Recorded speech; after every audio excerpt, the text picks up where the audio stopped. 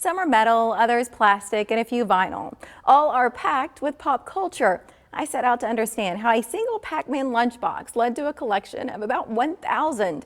It is a wholesome, positively the heartland. What you see here started in Omaha 30 years ago. I went to a flea market on Radial Highway and I walked in there and I saw a Pac-Man lunchbox and I was like, oh, that's super cool.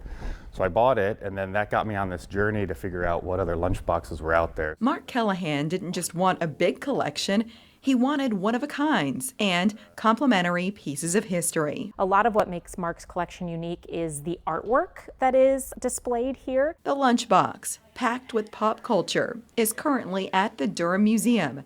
Mark says there have been similar lunchbox displays in America, but no exhibit so complete, which he graciously walked us through. But then it wasn't until 1935 when a company first created the licensed character lunchbox for children. It's this Mickey Mouse. He explained the company Aladdin would come to land the Disney license.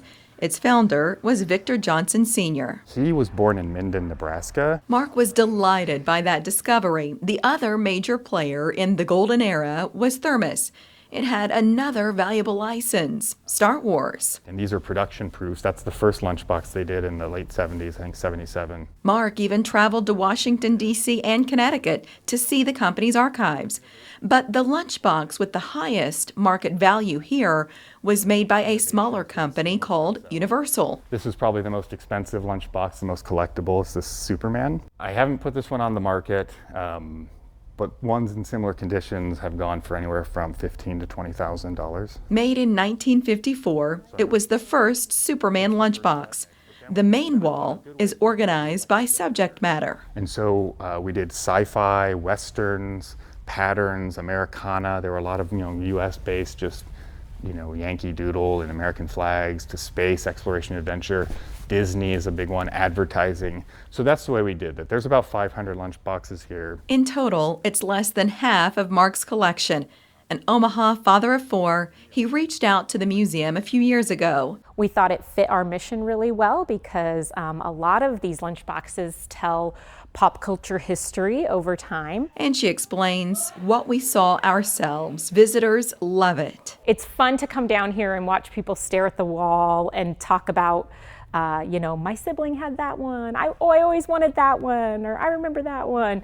So I think there's a lot of nostalgia here, and it's bringing up a lot of fun memories for people. For Mark, it's a bit different.